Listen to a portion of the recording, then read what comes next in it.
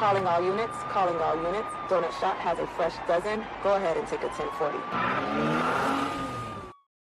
What's up, everybody? Welcome back to the Donut Shop podcast. We are here now with Monty Bynum, the CEO of ADB Training. Monty's got a long career in service, 32 years as a first responder, working Marine Corps officer, law enforcement officer, DEA TFO, and then a special agent with GBI in Georgia, and then now has, as I said, this training company ADB, which we'll talk about in a little bit.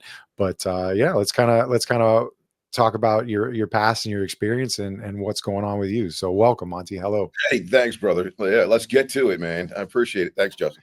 Been following you for a while, so I'm really excited. Yeah, I followed you on LinkedIn and kind of, the team was like, hey, this guy's getting it, and we love your vibe and love everything you're doing. So thanks for connecting with all these people in the industry we love, man. Yeah. So yeah, it's cool. Yeah, it's always cool. And I got into LinkedIn and just to give a little plug to that, I started looking at it one summer after a class. They really talked about it and I got involved. And then it's just, there's so many resources for connecting with different people. And then especially now, even for the me with this podcast, it's nice to find some people, especially established people that have messages that they want to get out, or even businesses and trainings. And those people can also, I've mentioned it before in podcasts, are also good speakers. So it's easy. You're not pulling teeth trying to get answers or a conversation out of them, especially when it's over this kind of internet style streaming. It's nice to talk to people that are used to it or accustomed to it. So so what came first? And you can see it in the back of your in your background. You've got Marine Corps, and then you've got your training company, and then all of the law enforcement. And I see some challenge coins and stuff back there. What came first for you? Yeah, I was a cop first, man. I told my mom, hey, early on growing up, all I wanted to do was be a cop and be wealthy. And my mother said, hey, it's totally possible. If that's what you want to do, go do it. The only requirement you had was you had to get your degree. So that was I started as I grew up in Delaware. So in the summer, you go to the beach, man. And my senior year of college, Ocean City, Maryland has where they pull all these guys from across the country with criminal justice degrees. And Ocean City goes from sleepy beach town in the wintertime to the second largest city in Ocean City. So they are in Maryland. So they need all these cops. They put you through Bridge Academy. They train. They literally give you like 4 weeks of training, and here you go, teach you how. No way. And that's it. And they throw you on the street. It was amazing. Just as we're about to graduate, hey, we've got 2 openings in NARCS and 2 openings in CID. I'm like, hell yeah. So that's where I actually started, was NARCS, and I was bitten by drug investigations. So I did that, and then ended up moving to another city right after that year.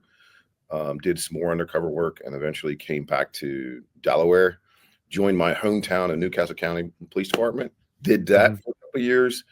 And then I had this bug about joining the military, and I finished my degree and decided, you know what, let's see if I've got what it takes to be a Marine Corps officer. And hoorah. Yeah. It was awesome. It was fantastic. So I was older, but it was a fantastic experience. One of the best experiences in my life. Did that right before 9/11. So needless to say, we went from kind of sleepy to like hair on fire. You were a non-wartime enlistment, and then the fullest force that we could do in our recent times in memory. So you joined the Marine Corps while an active police officer. So I was actually a cop, and then looking around. So that agency was, and I kind of laugh, we had the worst shift known to man. We had 7 days on, day watch. Oh my! 1 day off, come back 7 days on. You go to evening. You had 2 days off, 7 days on. you go to morning watch. That's sadistic. Yeah, and I couldn't get my degree done. I only needed like 2 more classes. So I had to make a choice. And also, this is still back in the day where you're writing your reports. Yep, totally. Yeah. Yeah, No. We had this thing called felony format. It was like at least 7 pages long. Oh my God. 3 errors with the whiteout. I don't know if you had the whiteout. Yeah. Oh, and we had carbon copies, so we had multiple colors of whiteout. Yeah. So if you made 3 errors, start it all over again. Yeah. I had to make a choice, and I decided, like, okay, I gotta, I need to finish my degree. So I quit, finished my degree, and that's when I joined the Marine Corps. And okay. So more of an active duty. Yeah. I went active duty. The funny thing was, literally the week after I resigned, they're like, "Oh, guess what? We're changing our shifts. We're getting take-home guards, and we're MDTs." I'm like, okay, clearly I was the problem. Anyway, Yeah. A degree, but it was the best decision that I really made. It was fantastic. I learned a lot. Yeah. No, tremendous respect. I work with a lot of guys that are Marines, and tremendous respect to the Marines and just everything they stand for and what they do for people that are joining the Marines, and a lot of times how it changes their mentality. Right. And I mean, I hang out and eat lunch every day at work with a Marine, so it's just it's a great group and an honorable group and society that continues on throughout the rest of your life. That's sometimes different from other branches or other professions. What carries on. Very different. I just assumed that everybody was like the Marines as far as the military. Then as we started to interact and like, it was literally the year before, or a couple of years before 9/11. When that happened, everybody was brought together. We were just a hot mess. But you started to see how things were different, how, they operated, not to the same level. And it's kind of shocking, but and then post 9/11, the first waves were Marines going in there, aside from the special forces missions that were taking place, the first waves into Iraq and everything were Marines getting out there and getting it. So awesome. I did that. Yep. I did that for about 6 years. Fantastic experience. Right as that's going on, my first love, as I said, was drug investigations. But because of that, DEA was not hiring. That was going to be my goal. But FBI was, and I'm like, hey, come on. I went through the process. Who was it? It broke up a little bit. What'd you say again? Right then, the FBI was like, hey, we're hiring. Come on. But DEA was not. Yeah. It was not my style. But I went through the process. They accelerated the process. And eventually got an offer, but decided later on it's just not my experience all through up until that point it was just not a good fit. And eventually I just said, okay, it's not for me. And I eventually migrated to Georgia, what was a fantastic fit for me. I actually opened a couple businesses. I had a restaurant and a bar, but I had this calling to come back to law enforcement. And then I worked for a county police department, which was fantastic. Got a chance to go right into investigations, wrote a bunch of wires, got to do some amazing investigations. Eventually got signed to DEA, got sent all over the country, got recruited by George Bureau Investigation, went to their drug unit, essentially did the same thing. We did a ton of fantastic cases, got assigned back to DEA again, did some international cases. Holy crap. Yeah. So just for anybody that's listening, that's not really sure. And I talked about it a bit in an episode with a U.S. Marshal, Robert Lediger, that people may not know that a local law enforcement officer will get, like I said in the intro, TFO'd, or Yeah, let's see. What's TFO? Yeah, task force officer, right? Task force officer. There you go. Task force officer. So they get put on this task force, and then you get to work under the federal badge, under the federal jurisdiction, but bringing local cases, and you work in a partnership. My agency's done that for years, and most agencies do, because it brings in the resources, as mentioned in that previous episode, and then now with you, brings in those resources, and then gets your local police officers excellent training and experience to bring back to the city, which is great. So it was a fantastic opportunity. So DEA is like, they're super big on the task force program. Actually, there are more task force officers assigned to DEA than there are actually special agents. If we were to take them all back, DEA would, but they're very respectful. It's a great partnership. Especially my organization, the last organization I was with, we had the same kind of credentialing. We had the same requirements. You know, everybody at GBI has to have a minimum of a degree. They had experience. So, you know, DEA really loved that. It was a great opportunity to kind of keep, you know, pushing.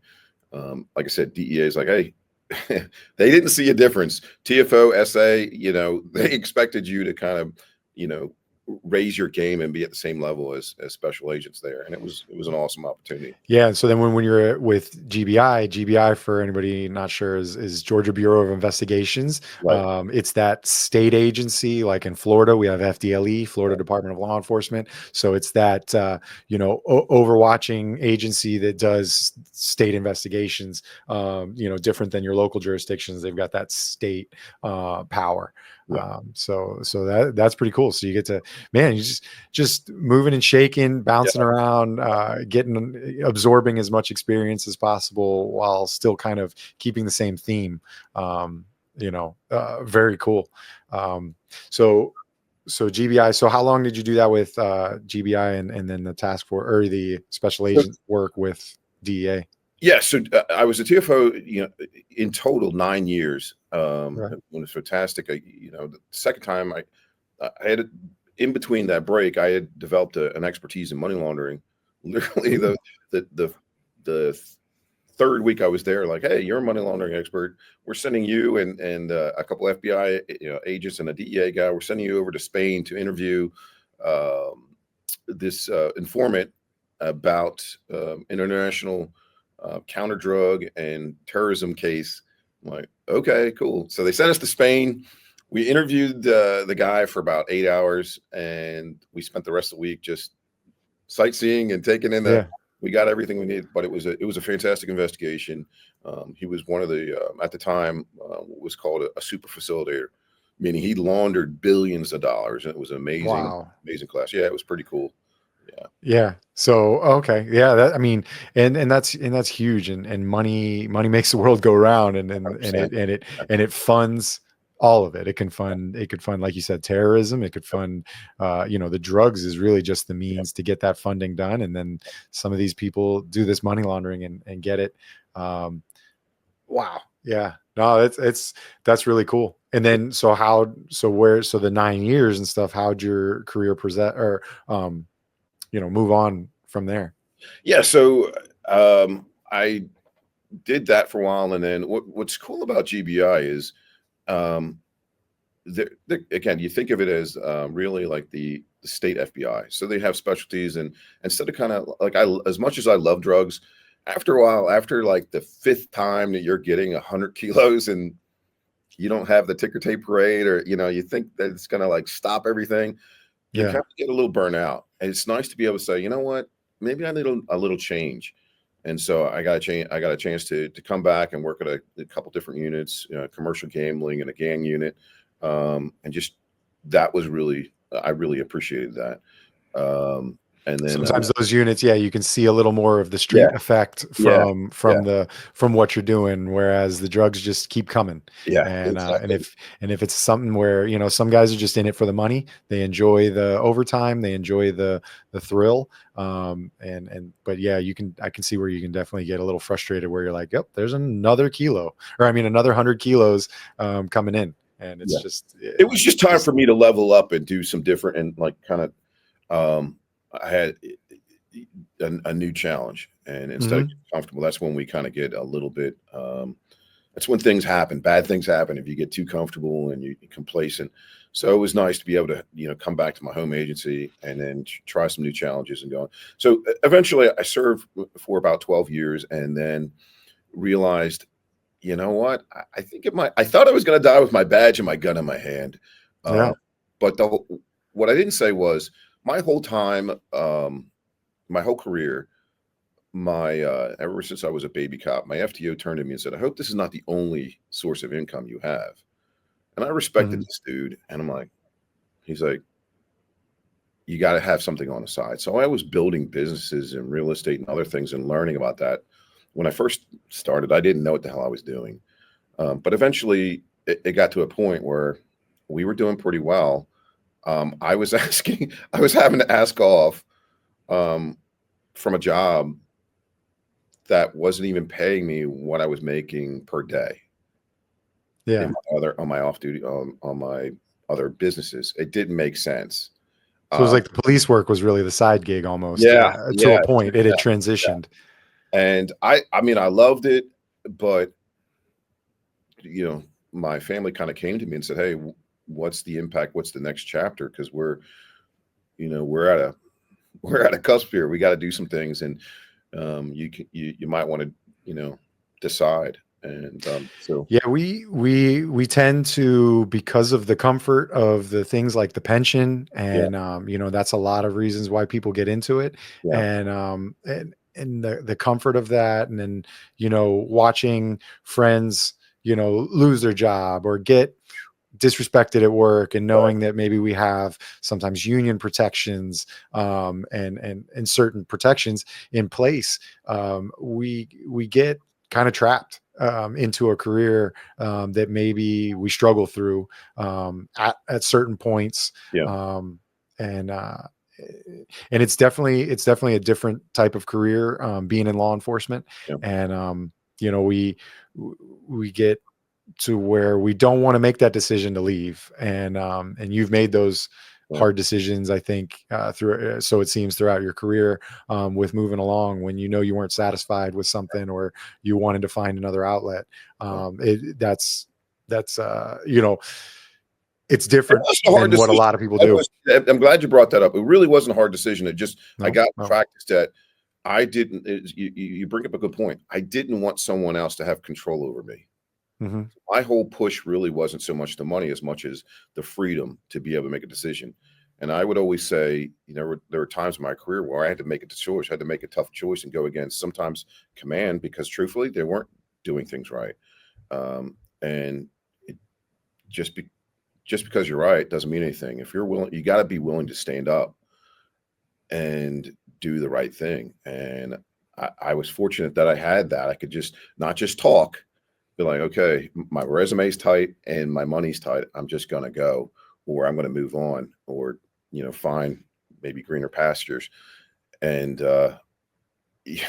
yeah, it's And that really is a good point, and that's like where I'm coming up on myself. I had said I'm finishing up 20 years, so 20 years is coming up in December for me. So I got 7 months left, and I get a lot of people talking, and they say, "Man, you're going to leave so much on the table. You're going to do this. You're going to do that. Like you should just stick around and do the drop, because we have a drop." So for people that don't understand a drop, it's you basically retire, you hit a marker, and then the money that you'd be putting into our pension, we're putting into a whole nother account, and that yeah, thing multiplies exponentially and really does make a lot of money for the officer that's there. But as you said, if your money's right, if your personality's right, your yeah. family's right, and all that kind of stuff, and you can realize that you don't necessarily need this. No, it's um golden handcuffs, right? What you're saying is, and that's yeah. the thing. Like, they're giving you advice on their scarcity or fear. The Yep. truth is, what do you believe? Do you really believe that you're that dude? You're that woman that can really level up and hit your potential. God gave you abundance, man. And can Yeah. you level up and say, or do we, that's just fear. Hmm. And that's fear that they've been, mostly, you know, just your colleagues or whatever. And bosses that say, hey, you're going to leave. But the reality is we're practiced at adapting and changing and making, great decisions. We are perfect for being entrepreneurs. We just get in our head that we can't do it at business, money. It's garbage, man. Yeah, we get into a routine. As much as I tell people I loved and I went into this job because it was going to be different every day. There's a lot of it that is the same every day. Right. And so, and I tell everybody, and I talk to them about that I was like, and I'm always like, we're all different. And that's kind of what makes a great police department, is that people need to be different, because you need different personalities to handle different situations all day long. And combined, we can be a good force. And I try to remind them like that I'm different than you, and you have a different scenario. You've got kids, I don't have kids. There's things like that I'm looking at differently than you are. And I appreciate that's not an excuse. When people say that, they say, oh, well, I've got kids. Yeah. That's not an excuse. That's the other way. Right. You know what I mean? Like, you should. You're just in a different lane. Yeah. Well, you should, if you got kids, that's why I looked at it. I'm betting on me. I know that's my motivation. I got kids. I'm going, daddy's going to work, and I'm going to get a paycheck that he controls, whether it's through real estate, whether it's for coaching, whether it's, through, building businesses, whatever. I'm going to control that because I have kids. And instead of people use that as an excuse, well, I got kids, you don't understand. Well, guess what? There are cities that their pensions going bankrupt. That's BS, dude. Right. Yeah. There's scary things like that. Or even just with fraud. Sometimes these pensions are getting hit with fraud and stuff. Yeah. And that's what my city's looking to try and take our management ability of our pension away from in-house. And they're eventually going to try to put it with some sort of a company that probably has weaker, like all of our pension information is in servers inside of our own office, versus going to some, big company that's got all these pensions that ends up having a data leak or a breach and starts siphoning off our money. So, but that's a whole topic for another day.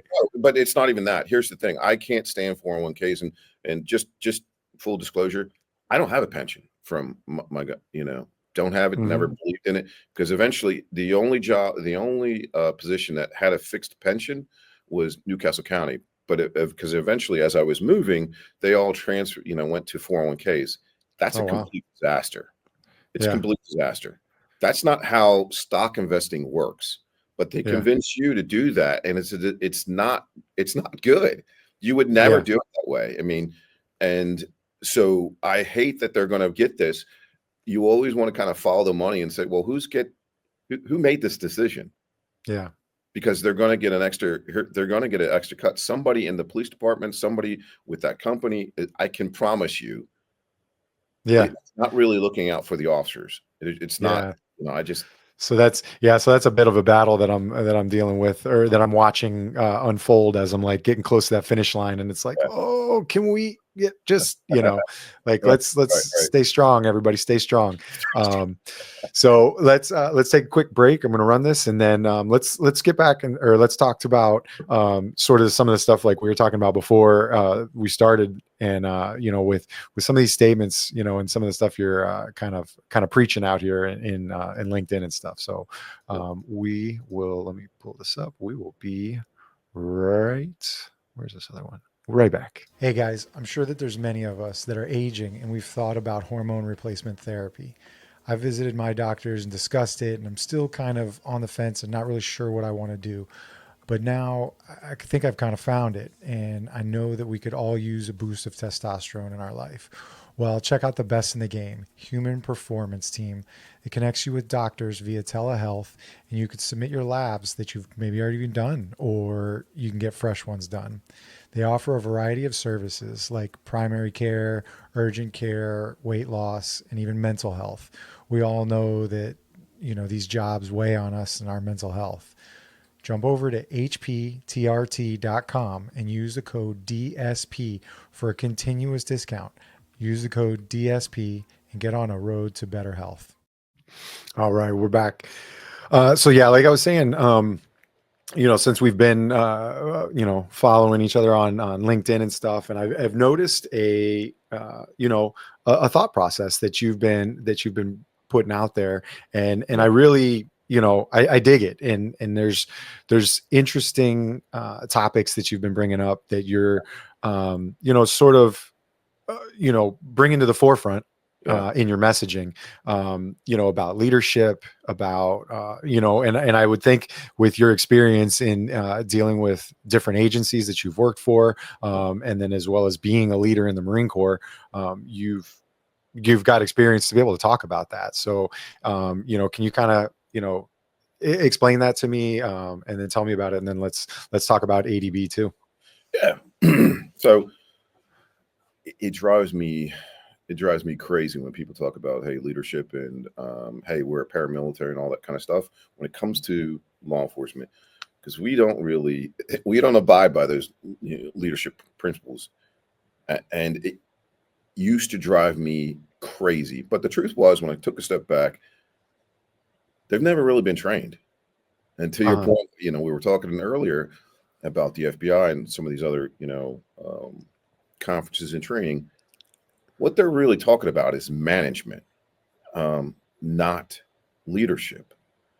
And we don't know the difference. We just have never been trained. And so they're teaching cops how to manage. Right. And we manage people. We manage things. We lead people. But that's exactly what's happening. We manage people. And so we recruit all these amazing folks. Come on in, man. Be part of this family. It's awesome. We're crime fighting. We're doing great for the community. And then we treat you like a number. We treat you like a cog. And then we pull your purpose away from you. And now we're disgruntled. We don't know what to do. We've been lied to. And it's the truth. Yeah. And then it's the person affected's fault. It's the affected employee, the affected officer. It's their fault. Why they're disgruntled. They don't have a good head. It's their mental health problem. That is right there. If ever you hear that, and you'll hear it now all the time, like you'll Google chiefs talking about that. If they're pointing this way, that's a leadership failure. I could never say, well, you know what, Justin's one of my Marines, and he failed to do this. Nope. I'd get corrected pretty quickly. Really? Yeah. In the Marine Corps, because your bosses are then looking at you going, what's your malfunction? Exactly right. How well was he prepared? What did you give him all the training? Did he understand were you clear? And likelihood, it's no. I didn't prepare him well. I didn't put him in position. I didn't, give him all the funding that he needed. I didn't give him the resources he needed.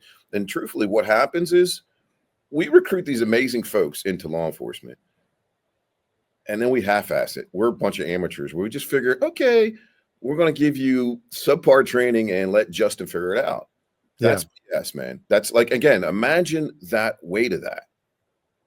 We would just train the Marine Corps, not because we had time, but because we knew things matter. People die if you don't get this right. Our mission as cops, much more complicated, much more complex than it is being, in the military. Right. Yeah. For the most part, we train at such a level that it's not. We train as amateurs.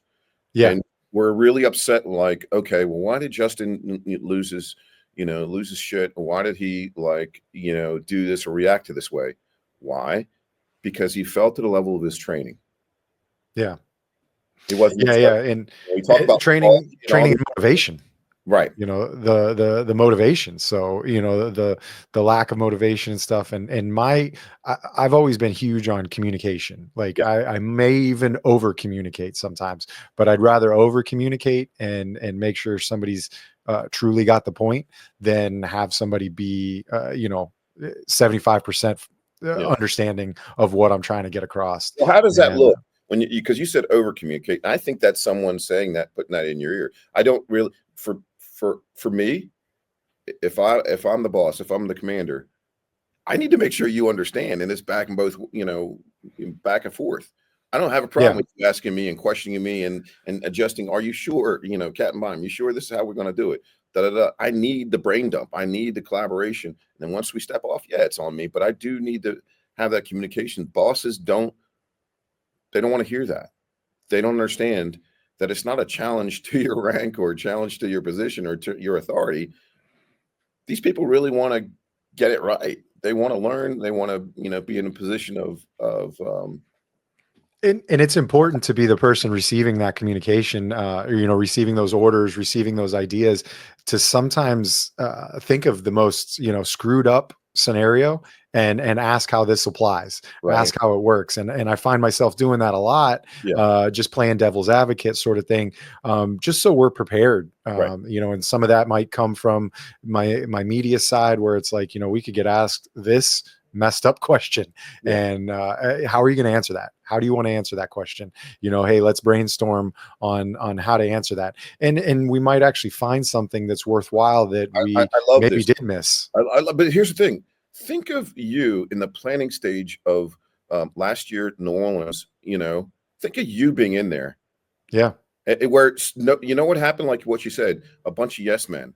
No one said, you think maybe we ought to put hard barriers? Yeah. In this time, what I mean? Oh yeah, that's a good idea.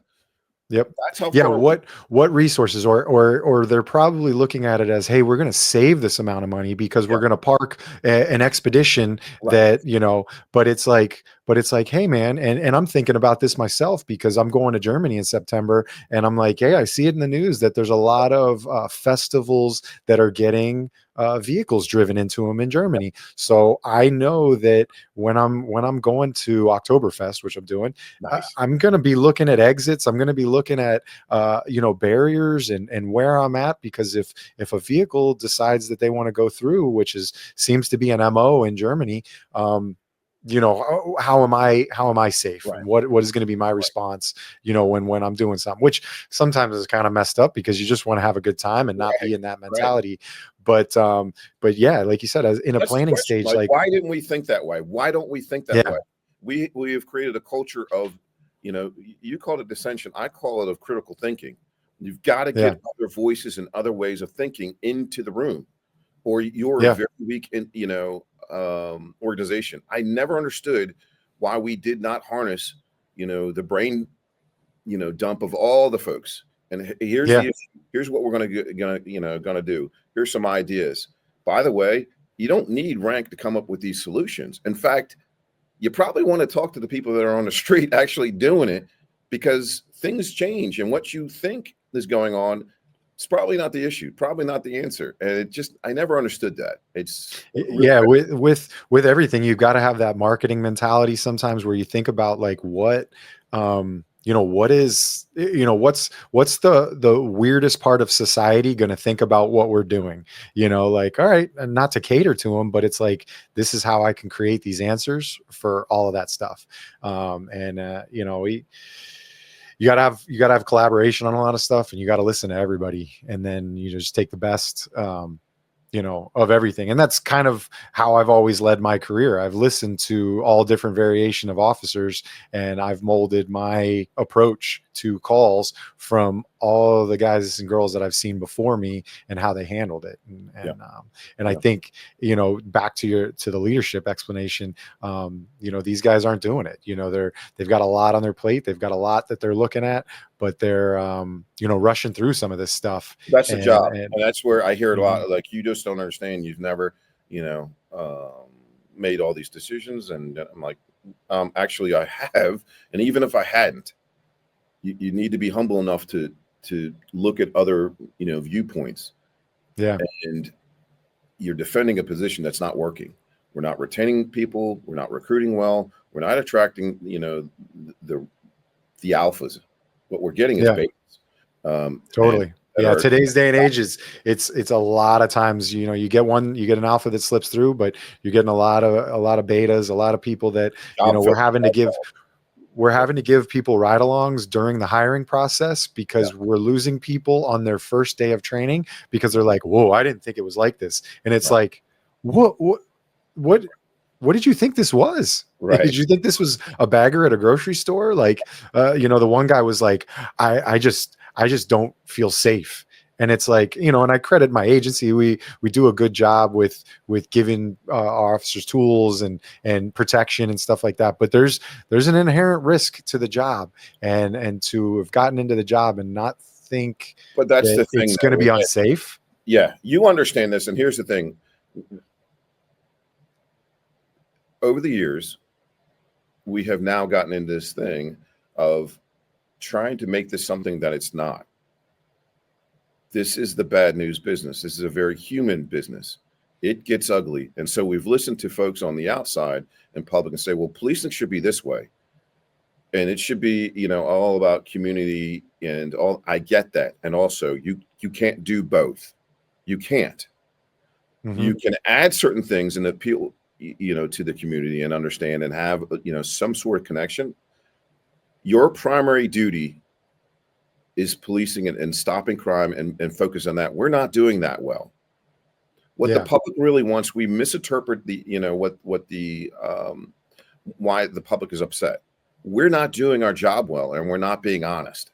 What we want to say, it's because of racism. We want to say it's because of, you know, this, that, and the other thing. But let's be real. When you train at a lower level and you don't execute well, we're not, you know, investigating crimes as well as we could be. Why? Because of lack of funding, lack of training, a lack of, you know, exposure to all these things. We're just not doing it very well. Yeah. And it's time for us to be real about it and fix it and address it and then level up. The public doesn't need us to be the greatest. They don't care about our barbecue, truthfully. Yeah. When they call us, they want us to solve the crime and handle the situation. If we handle it at a high level and super professional, we don't lose our shit because we're so stressed out. This is the 15th call I've had today, and I'm running call to call. If we're super professional and we're getting it done, they're satisfied. Yeah. But we've listened to the, you know, folks on the outside who have no experience. And our leaders are like, you're right. You know, we need to show our value. So we'll take on all of this. We are now social workers. We are mental health professionals. We are hostage negotiators. We are community builders, which is all great. It's all needed. It doesn't belong on our plate unless you want to substantially fund this. And it's a separate part. And those sections are not trained well to do that. Yeah. I see it so much. And I had the luxury as through my career to be off the road for times and stuff. So I've been back on the road for the last year and a half, and the job's changed. It's transitioned, and I was a part of that transition, and I watched it because those were some of the positions that I got to go work for. Yeah. But I recognize, and I always did, and I was never wrong about when I was doing the community policing jobs and stuff, that the backbone really needs to, and the core of what we're doing is road patrol, is the answering of 911 calls. Like that is the purpose of our service, and why we're here is to handle an emergency and get there in emergency, not to, for as much as it is a good thing, and I feel like I'm good at it, but because the state's taken away the power of truancy, I can't be the one that gets called because your 14-year-old doesn't want to go to middle school or high school today, and you need to get him out of bed. Like, if there was truancy, okay, call the police officer and they take him to the juvenile assessment center and they drop him off, and they get to see, all right, yeah, this isn't exactly laying in my bed. Maybe I'd have more fun if I was at school today. But the police officer there, having to be a therapist, be a mental health counselor, we're not all the best at that. And there's so many things that I need to learn how to be a baby SWAT operator too. I need to learn how to be, a dive rescue, a CPR expert, an EMS expert. I need to, because I can get there the fastest. So there's so many things that we have to be, we're expected to be the best at. Right. And as you said, if you aren't pouring the funding into that, if you're not pouring the training into that, then, you're throwing these guys out with a 50% grade or a 50% capability. And it just leads to the opportunity for errors. And then, And then that whole rolls into the community getting upset at you because why couldn't you save that grandmother? Why couldn't you do, and it weighs down on us. And that's, again, imagine, you're exactly right. But imagine also the standards that we have when we there's a lot of self-inflicted, wounds that we do to ourselves because our standards have dropped a little bit, like just stupid stuff that we're, professional guys don't do or are not necessarily doing these things. And by the way, it's the leader's job to explain also aggressively. We are human, by the way. This is really what you do want mistakes to happen and for us to learn. You don't want a robot, promise you, because we do have discretion. We do understand when we're connecting with you, we're connecting with you on a human level. And sometimes people do need a break. And cops are very, very good about seeing that and reading the room and understanding. But when we are constantly shifting the rules and constantly saying, well, what? In Michigan, we had a Michigan trooper save lives. He saved lives. He went down the wrong, right away and pitted a car. He gets in trouble. Right. Yes, I remember that case. Yeah. That's insane. That's unacceptable. That's BS. That's BS. And if the policy says, get out of here, put your badge on the table and get out of here. Well, we have to stick. No. The policy is just like the Constitution. It's a living document that has to be interpreted. If you can't do it, you're a robot. We're not training robots. We're training real humans to go out and do this business for other real humans. And the guy saved lives. He should be, getting awards. Not even, it's unbelievable. So now what do? We hesitate. We lose 2 Virginia police officers, Virginia Beach police officers. My hypothesis, based on what I've been told, they hesitated. Yeah. Because someone's going to view, hey, well, they had their guns out. BS. We have got to go back to people understanding and promoting and understand we are in the crime fighting business and at a very elite level. Because now if you're at an elite level and you can respond, this does not mean you beat everybody up or do it. Actually, quite the opposite. You have that extra couple of seconds that allows you to take a breath and actually allows you to perform and be able to say, okay, wait a minute, let me not overreact. But when we're always behind the 8 ball, it's a recipe for disaster. Yeah. When people are second guessing, and that's a big movement that I see a lot of folks are kind of trying to put that pressure and that explanation on right now, is when we're like you said, when we're second guessing ourselves and wasting those precious seconds because they matter.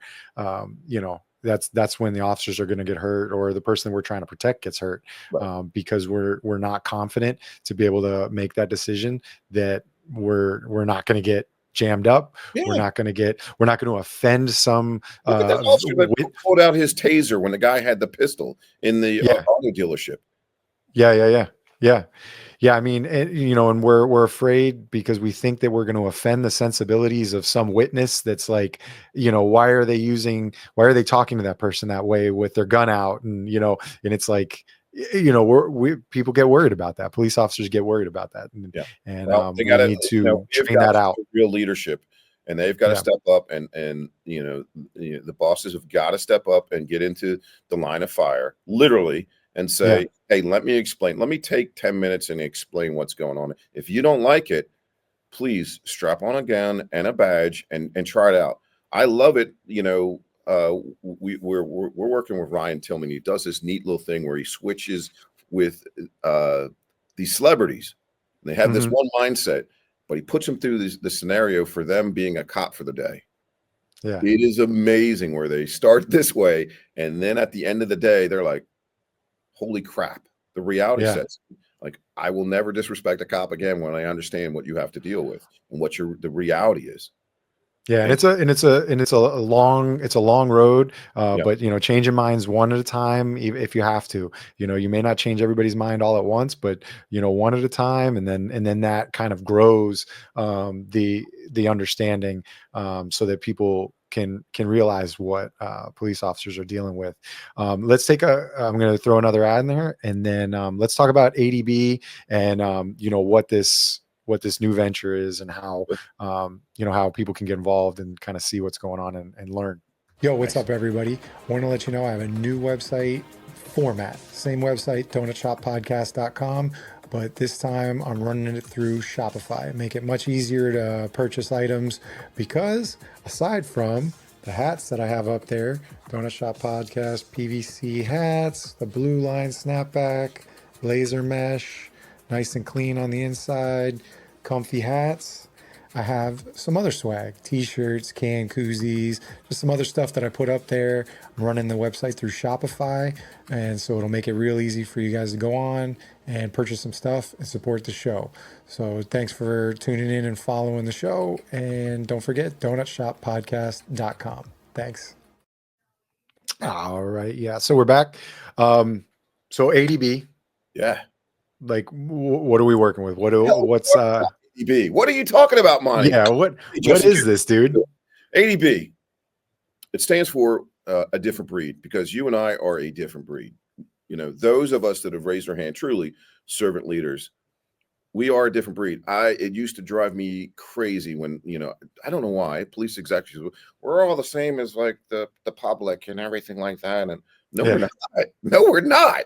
Let's just make it clear. If I'm down in Florida, you're like, hey, let me take you to the best crab shop. We're out having lunch. Something pops off. The crowd's going this way. You and I are going to go, to the right. And for some crazy reason, Justin, you're like, hey, man, let's be crazy. Let's not bring our guns. Yeah. I know that you're going to pick up a fork. I'm going to pick up a butter knife. We're going to handle business because that's who we are. We're a different breed. And so it's time for us to really actively promote and train these folks to be proud about what we do and to start, learning how to lead this group of individuals. And for us to take ownership as officers and say, okay, I want to level up now. I want to be to the next level. I want this to be a profession that I'm proud about. And I want to be around, like-minded individuals. So I had a friend of mine about a year and a half ago said, hey, man, I'm working for this other company. It's not bad. They're pretty, they're creating all this buzz, but there's some issues. Will you consider, creating a training company? So my team and I looked at the market and looked at the needs, and we started recruiting the best of the best. And right now we have 70 of the top tier instructors, everything from guys that are doing report writing all the way to money laundering, human trafficking, cryptocurrency, drones, drug investigations, undercover operations, leadership. We have 12 PhDs. These are still active police officers. We have 15 authors, one that has written 8 books. So they literally have written a book on it. We have folks we have one that's the 3rd superintendent of Boston. It's currently, in charge of their training. Deputy chiefs, guys down in your neck of the woods down in Florida. A ton of detectives, ton of guys getting after it. And that's the thing. Yeah. Core values. We lean into our faith. We lean into our excellence, ownership and driving each other. That's the thing. We want to, if you remember being a team at in the academy, hey, we're all working as a team. That's when it was best. And that's when we're going for a purpose. We're going to bring that purpose back. And whether it's with that agency or together in this environment, this community, we're going to help them get back to this and focus on their purpose and their mission and why they're doing this and give them the tools to get after it. So. Cool. So are you offering trainings like around the country for people? Man, we're nationwide. We do in-person training. We do in-person webinars and online. We also have a vetted community. So that's the biggest thing that we came up with. The research is like, hey, man, they want top tier training, but they also want a community, not just on Facebook. They want their own community off platform where they can kind of be themselves and actually connect with the instructors and actually connect with other folks all around the country, especially when it comes to these crimes like, human trafficking or cryptocurrency or fraud, it's nice to be able to plug into a network and be like, hey man, who's got a contact in Texas? You're already talking to people that you're already getting a relationship. You're able to say, yeah, I got somebody, or yeah, he's it's Tommy Smith. Connect with him. So Yeah, and then information sharing becomes a lot more effective because hey, I'm noticing this or I'm seeing this, and then somebody in a different region or an area can be like, yeah, I've seen that, but I haven't recognized it as that. Right. You just turned a light bulb on, and all right, what are you doing for this? Throw me some tips and stuff. So it's a good way to communicate, and sometimes like on Facebook and even on LinkedIn, that might not be the best marketplace for that kind of knowledge, or to put it out. Community. That's where you got it. It's a vetted, credentialed community for either active law enforcement retired or active or retired or active support personnel. Where they feel comfortable. Hey, I know I can get in here. I'm going to get good tips. I'm going to be protected, and all that is going to be, And the biggest thing is this is a community that we get to love on them. That's the thing that really upsets me is nobody's kind of, making a big deal about what they're doing. No one's celebrating what they're doing. So it's a chance for me. It's for cops, it's by cops for cops, and it's an opportunity for me to get in there and say, hey, let's do something cool. Like we're doing a trip giveaway. We've got a partnership with Glock. Hey, guess what? We're going to do a pistol giveaway. We have a partnership with Daniel Defense every quarter. We're giving a rifle away. We're working on something with Staccato and we're in SIG. So we want to really love on these guys and celebrate what they're doing and incentivize them to get after it and connect and really, go after excellence. So.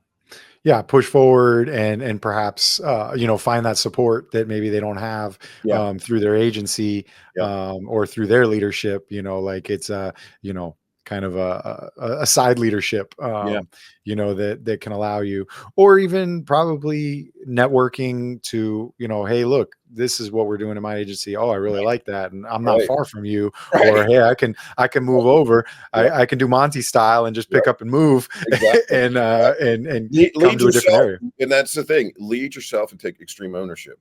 Don't bitch don't run your lieutenant into the ground and be like, oh, he's an asshole. Yeah, but what are you doing? What are you doing for? He doesn't control your life. If you're accepting this pile of poo, you either do something about it or you move on, and that's it. You can't you got to control the things you can control, and you got to be the leader that you're supposed to be. And that also means leading folks that are ahead of you, guys below you and next to you, and you have to do self leadership first. Yeah, we gotta self-reflect and realize, am I enabling this? Am I enabling myself to be a punching bag? That's a great awareness. We actually are. If we all stood up and said, wait a minute, because the funny thing is we recognize this type of relationship from our training. We know this is an abusive relationship. Hey, Justin, come on and join this family. And then we shun you. We put you in a black hole. We tell you, hey, we're a family. We got you. Something bad happens. Yeah, Justin, good luck. Go talk to your real family. You got a black eye, and then you turn around and you go right back to work again. And it's like, exactly. It's that abusive relationship. You've been following told, hey, I need you to work overtime, or hey, can you do it for the good of the department or the bureau? And then when you want that reciprocal happen. Oh, sorry. We didn't get overtime. We got comp time, but we were so busy in my last agency, you never got a chance to use it.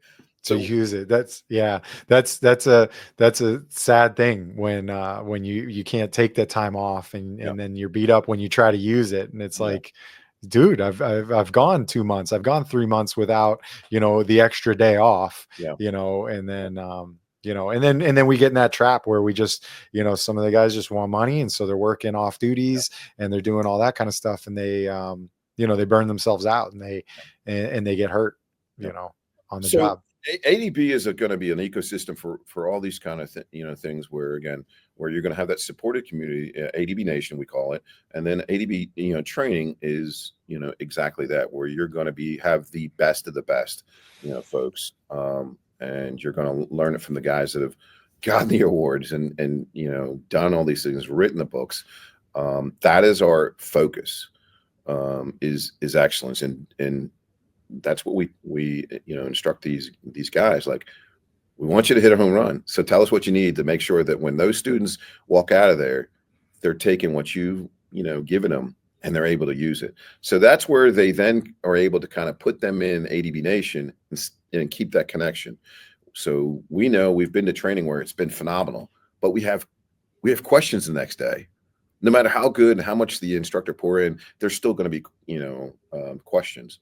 So we follow-up stuff, or when you go and apply it, apply it at the job, and then you say, why didn't this work? What do you think? And then it gives the opportunity to get some feedback on how you applied what you learned, and then you can maybe tweak your approach or what you've done, and then so there's good follow-up to it. That's valuable. Too. Yeah, and wins too. So the instructors are finding this is pretty awesome, where they're getting feedback immediately, and the rest of the group is seeing, like, I did this thing. I used this tracing tool for the cryptocurrency, and it worked phenomenal. Thank you. And it's super. It not only is great for the rest of the group, but it's great for the instructor. It's like, oh my God, man, I know I'm making an impact, and that's what most of these guys are really all about. They're not about the money, and it's crazy. They are just so dedicated to making things better.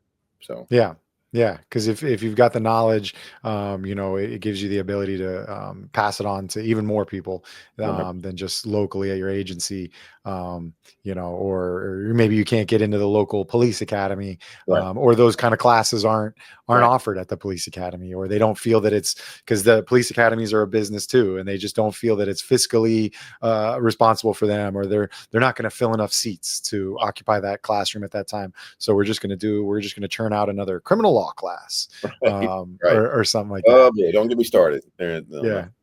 Yeah. So where are they going to find it, or where should they go to try and see if they can seek this opportunities for training?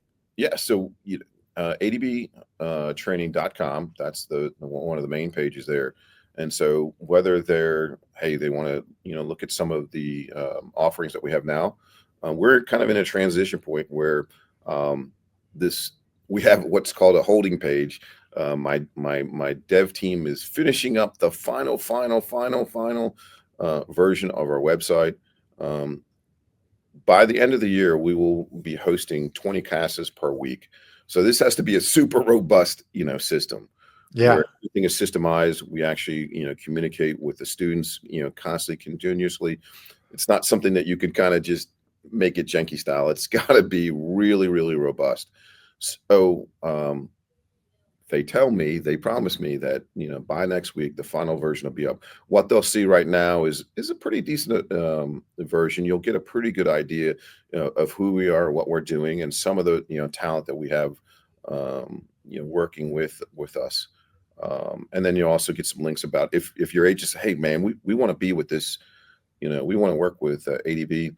There's an opportunity to connect with us as a host agency. If they like, hey, just like you said, I'm a jam up instructor and there's no room here.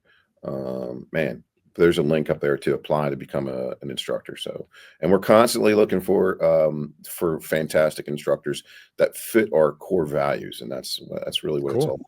So yeah, it's awesome, and it's always good to hear from people that are creating opportunities like this, that see a need or a deficiency in what's going on or in the profession, and have the motivation to push through and create this. So kudos to you for working on this and bringing this out to to the profession. And trying to make it better. To change a gear, kind of to wrap this up, what do you have any hairy story or interesting story, from any of your positions or careers, whether it was Marine Corps or GBI, DEA task force stuff. Yeah, for sure. Just wow. Anything you're allowed to talk about. No, I mean, hey, some things might not be allowed to talk about. well, You may have some. Just a lot of great experiences, a lot of good stuff. I mean, a lot of close calls for sure. Definitely, guardian angel looking over me. Yeah. I mean, man, it was a dream career where you just got to, I had a chance to. I wrote something like 100, about 75 wiretaps throughout my career, and I mean, it's just everything from. It's wild. You see it grow up, and you watch these shows to actually be doing it, and then you hear in real time what's going on. You hear guys getting kidnapped. That was one of the coolest times with DEA, where we're up on a cartel member, a cartel cell, and they kidnapped this guy.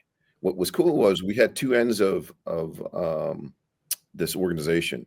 We had one of the bosses and a group of runners, and boss was pissed because we pinched the runner and took money, but we took him a couple times, and the boss was really pissed, like, okay, we gotta get rid of this dude. So we hear it on this end, and they kidnap him, and now we have a requirement. We have a legal requirement to go rescue you. And this is in Cartersville, Georgia. And we're trying to find this guy, triangulate where they've taken him. And we have a pretty good idea, but we're not quite sure. We had a helicopter up at night trying to figure out where it's at. I mean, they had a crew coming to kill him. Yeah. Because we're getting from the boss, are they there yet? What's going on? When are they going to get there? Let's get it over with. It was wild, dude, to be, so we had two teams, one blocking off about a mile away, waiting for this Sicario. Or this cell. Yeah, the Sicarios. Yeah. Yeah. And then we had another team trying to locate. So, and it all happened at once, of course. So these guys are coming, no activity. No one's driving. It's like 2 or 3 in the morning, no activity. Okay. Hopefully by then we're going to save the guy and, and bounce and be out of here. Nope. Everything happens. It's a hot mess. But everything worked out well. We worked with the troopers, took down this crew of about 4 or 5 Sicarios that were coming up. And then the other team basically found the guy, bound up, located the house and, kind of saved the guy. But wow, just a ton of good. When you brought that up, I'm like, yeah, actually, we got some pretty cool stuff. So you worked it out real. You worked it out real well. You danced on it, and then you found something in there. So that's a cool one. That's I had one of the coolest ones. A neat one was you remember? I think it was with Clint Eastwood. I don't know what that where he becomes a runner for the cartel. Yeah. They get I forget what the movie is. I'll look it up while you're talking about it. Yeah. I literally had that happen. That exact scenario where it's an older white dude, and I get a tip from an informant. The mule. That's it. So I get a tip from the informant. Hey, you won't believe this. This guy comes up, and they don't say like what he looks like or anything. Just that he's coming to this shop in Georgia, and he dumps off kilos and then transports money back. Okay, cool. So we get enough detail and we set up. Anyway, long story short, we're there almost a week, 24/7, because this crew is really good. Yeah. In a Butts shopping center, and you kind of see it's a car dealer. It's one of these janky car dealer kind of things, and repair shop. Anyway, we got great Overwatch and everything like that, but these guys are really good. Like every half an hour, they'll go around and look for any cars that are moving around, and works out. I mean, we're hunched down and doing everything we need to do. There's a snowstorm on top of everything else. Anyway, long story short, Guy comes back in with his truck. They load it up with all the money. We follow him out, eventually pull him up, out. And it was the coolest. It was one of these F-250s, and they had cut the lining of the truck bed. And in there, inside the lining was $2 million. Holy. Yeah. And so they would line it with the cocaine, with the kilos and that. So when he would come up, kilos would come, he would unload it. He would get in his car and drive to his mountain cabin, because he was a person prohibited, and just go shoot his guns, because he was an old dude. But when we caught up with him, old white guy, beard, just as the most dude, and he's like, yeah, I've been stopped 74 times. What? Yeah, 74 times, and they've never found him. He was cool as a cucumber. Eventually, I flipped him, and he decided he was going to cooperate. He was going to join Team USA. Yeah. And I'm like, cool, great. Signed him up, and AUSA is like, yep, we're good to go. Everything's going to work. He calls me the next day. He said, hey, Agent Bynum, cartel just called. I'm like, excuse me? Yeah, cartel just called, and they want me to, they need me to come to Mexico. I'm like, meanwhile, he lives in Texas. Yeah. I need, they're saying, yeah, we need you to come to Mexico. I'm like, dude, you ever been called down to Mexico before, sir? Like, that's what I was like, he's like, no, I've been there. I've been before. I know, but this is, hey, it's a big hit, Okay. I'm like, man, I don't think you should go too further. I mean, I don't know if you're going to, we had that talk, and he's like, if I don't, they're going to come get me. Yeah. All right. So 4 days go by, and I'm just like kind of sweating bullets. Like, what the hell? He comes back. Hey, Agent Bynum, I just want to let you know I'm good to go. Everything's fine. But by the way, they wanted to apologize because apparently that crew was really, really bad, and they messed up, and they made all these errors, and they were so apologetic. They bought me a new truck, and I just wanted to out of courtesy, you were so good to me. I just want to let you know that I'm good, and I just want to be honest with you. I'm going back to them. They bought me a new truck. I'm going back to work, so I just wanted to be honest with you. Okay. Turns out, he had cancer, and it was just kind of like, look, dude, and what difference does it make? You know what I mean? Yeah. Okay. Wow. Appreciate the honesty. So, yeah. It was a great career, man. It was a great career. Yeah. No, it's that's basically, that's like the mule. That's that story. Yeah. So super cool. Yeah. All right, man. Well, thank you for those additional little bonus content stories at the end. That's awesome. Yeah. But yeah, I appreciate you for coming on. We'll talk after, and I'll get all the links or anything that we need to put in the description, and have that in the description. And this episode will be up, So thank you very much. Thank you, sir. Appreciate it. And it's been a pleasure talking to you, and I appreciate all your service and then everything you're doing now for the community. Yeah. Thank you. Thanks, brother. So thanks a lot, everybody. And I'm going to end this, and I'll be right back with you. Cool. Calling all units. Donut Shop has a fresh dozen. Go ahead and take a 1040.